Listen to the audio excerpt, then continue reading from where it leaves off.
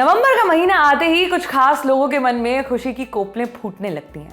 वो जो एक खास तरह के सिनेमा के प्रेमी हैं और खुद को SRKians बुलाते हैं, क्योंकि 2 नवंबर को जन्मदिन आता है शाहरुख खान का। नमस्ते, आप देख रहे हैं दी लल्लन टॉप। शुरुआत हो चुकी है मैटनी शो की और हमारे आज के सेगमेंट का नाम है स्पॉटलाइट, जिसे दी लल्लन टॉप के एक मित्र ने लिखा है। लेखक प्राइवेसी पसंद है और अपना नाम जाहिर नहीं करना चाहते, तो आप राहुल, सुनील, राज, अमन, वीर, कबीर, मैक्स, रिजवान में से कोई भी नाम खुद चुन सकते हैं।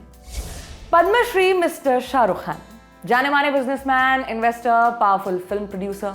अनुमान के मुताबिक लगभग 5500 करोड़ रुपयों की परिसंपत्तियों के साथ पूरी हिंदी फिल्म इंडस्ट्री में सिर्फ यशराज फिल्म्स के मालिक आदित्य चोपड़ा, जिनकी कुल परिसंपत्तियां व्यापार सूत्र लगभग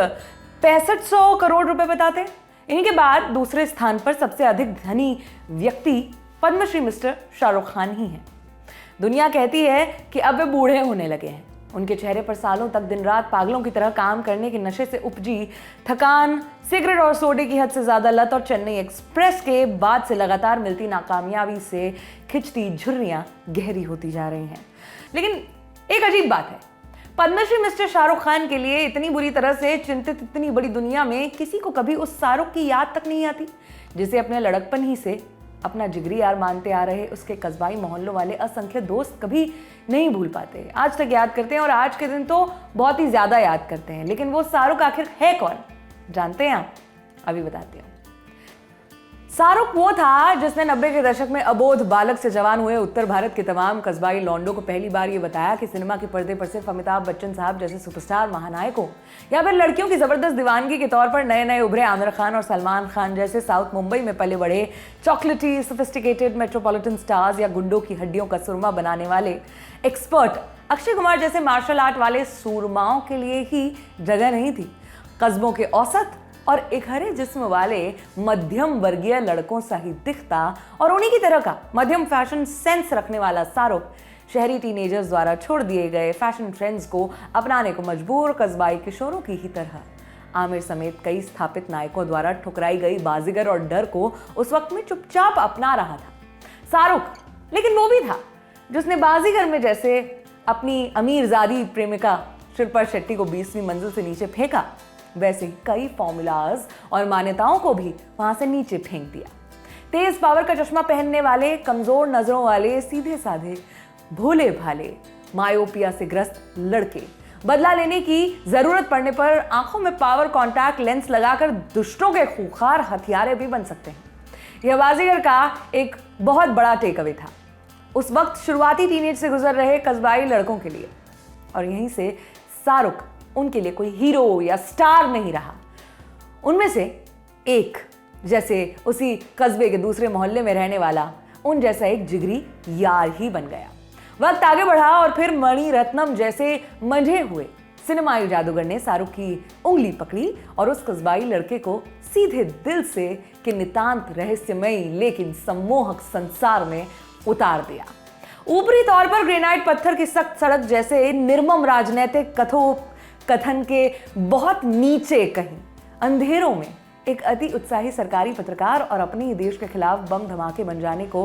तैयार एक खूबसूरत लड़की के बीच फूटती अथाह और जानलेवा प्रेम की कोपलों से लिपट कर रचा बसा था वह संसार। गुलजार की मखमली कलम, AR रहमान के खरगोश की आंखों जैसे निश्चल और ईमानदार संगीत तथा संतोष सिवान की हवा में तैरती बारिश की बूंदों में तीव्र प्रेम, मर्मांतक विरह और राजनीतिक महत्वाकांक्षाओं की निष्ठुरता के समवेत रंग घोलती सिनेमेटोग्राफी ने इस संसार के नक्शों पर रहस्य के मोहक मंत्र पड़े थे। जैसा कि होना था, इस रहस्य लोक में शाहरुख जितना चकित और इसके मोह से जितना अधिक विस्मित था, ठीक वही हाल उसके कस्बाई टीनएजर यारों का भी हो गया। कितने लोग जानते हैं कि नए मिलेनियम में कदम रखते हुए अपना ग्रेजुएशन खत्म करने के ठीक बाद सीधे पत्रकारिता, जो उस वक्त इतनी ग्लैमरस नहीं थी, पत्रकारिता के कोर्स में दाखिला लेने वाले छोटे शहरों के लड़कों में कुछ शाहरुख के वही यार थे जो उत्तर पूर्व की मेघना के साथ भीषण बम धमाके में गायब हो गए अपने दोस्त के निशान ढूंढने या फिर उसी के दिखाए कदमों पर चलने के लिए ही मीडिया कर्म में उतरने गए थे।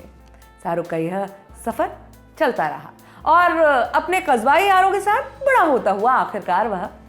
कल हो ना हो तक जा पहुंचा। बहुत से सिने विद्वानों और समीक्षकों ने इसे आनंद और देवदास का मिला जुला आधुनिक रीमेक बता दिया, लेकिन हमेशा की ही तरह शाहरुख के हर कदम में दिल से उसके साथ चल रहे उसके मोहल्ले वाले यारों ने यहां भी वही लिया जो उन्हें सच और पवित्र लगा, दिल से। कल हो ना हो के अमन के रूप में इस बार शाहरुख ने त्रिकोण प्रेम की ऐसी कथा रची जो अपनी जेनेसिस से ही दुखांत होने के लिए अभिशप्त थी, लेकिन जिसे हर वक्त मुस्कुराहट के छलावे से ढकते हुए शाहरुख ने अपने कस्बे के उन्हीं लौंडों को जो बाजीगर से उसके साथ चलते चलते उसकी दोस्ती में उसके साथ ही परिपक्व होते जा रहे थे बताया कि हर प्रेम कथा की परिणति में दीर्घकालीन सुख ढूंढ लेना ही प्यार में पड़ जाना नहीं है यारों। जितने पल तुम्हें प्रेम में जीने को मिलते हैं उनमें से हर एक पल को एक जीवन की तरह जी लेना है प्यार में पड़ जाने का असली अर्थ। और इसके फौरन बाद शाहरुख ने अपनी बचपन की माशूका और बीवी गौरी के नेतृत्व में रेड चिलीज एंटरटेनमेंट की नींव रखी। इससे पहले दूरदर्शन के टीवी सीरियल सर्कस के वक्त से अपने दोस्त रहे अजीज मिर्जा और उन्हीं के निर्देशन में बनी अपनी शुरुआती फिल्म राजू बन गया जेंटलमैन से दोस्त रही जूही चावला के साथ मिलकर शाहरुख ने ड्रीम्स अनलिमिटेड के नाम से भी प्रोडक्शन हाउस की शुरुआत की थी, लेकिन काफी हद तक वह एक असफल प्रयास ही रह गया। लेकिन रेड चिलीज एंटरटेनमेंट की किस्मत अच्छी रही और अब बड़े फैसलों से जुड़ी महत्वपूर्ण चीजें व्यापार की कहीं बेहतर समझ रखने वाली उनकी पॉलिश सोफिस्टिकेटेड बीवी गौरी के साथ नियंत्रण में थी। बस वक्त का यही वह लम्हा था जब शाहरुख में से शाहरुख धीरे धीरे कहीं हवा में गायब होता चला गया और उसकी जगह बड़ा व्यापारी, real estate investor, film producer और इन सब से बढ़कर एक शक्तिशाली international brand Padma Shri mister Shahrukh Khan बड़ा होता चला गया। यह पद्मश्री मिस्टर शाहरुख खान बहुत बड़े बजट से रावण, दिलवाले, फैन, जवाहरी मत सेजल और जीरो जैसी फिल्में बनाते हैं जो 2500, 3000 स्क्रीन पर रिलीज होती हैं और मल्टीप्लेक्स के महंगे ticket, satellite rights, music rights, web streaming rights वगैरह की ताकत से रेड चिलीज एंटरटेनमेंट को हर बार तगड़ा या कम से कम ठीक ठाक नफा भी दे ही देती है। लेकिन शाहरुख के साथ बच्चों से जवान हुए उसके उन कस्बाई दोस्तों को अपना वो देसी मध्यम वर्गीय औसत दर्जे वाला यार अब कहीं देखने को ही नहीं मिलता।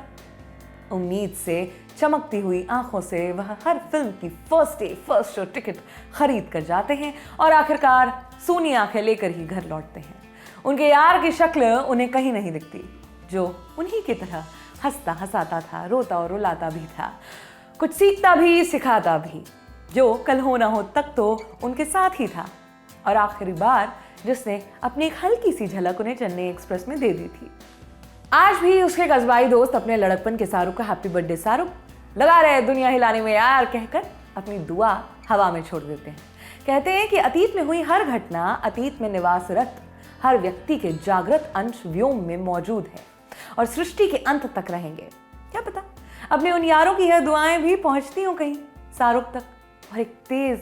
हुमक उसके मन में भी उठती हो फिर से बाजीगर का वही अजय शर्मा, विकी मल्होत्रा बन जाने के लिए, जो छोटे से कस्बे में अपनी सदमे से अर्धा विक्षिप्त हुई मां को छोड़कर मुंबई सिर्फ इसलिए आया था कि सड़क पर पड़ा सिक्का उछालकर अपनी मोटे फ्रेम और लेंस वाले नज़र के चश्मे की जगह पावर कॉन्टैक्ट लेंस पहनने का फैसला करे और मदन चोपड़ा की खूबसूरत लड़की की गहरी काली आंखों में अपनी काली भूरी आंखें डालकर कह दे, हार कर जीतने वाले को ही बाजीगर कहते हैं और बड़े बड़े देशों में ऐसी छोटी छोटी बातें होती रहती हैं सेन्योरिटा। आज के मैटनी शो में आपके लिए इतना ही। कैसा लगा? फीडबैक्स, शिकायतें ज़रूर कमेंट बॉक्स में कमेंट करके हमें बताइएगा। मैं हूं सोनाली, देखते रहे दी ललन टॉप। शुक्रिया।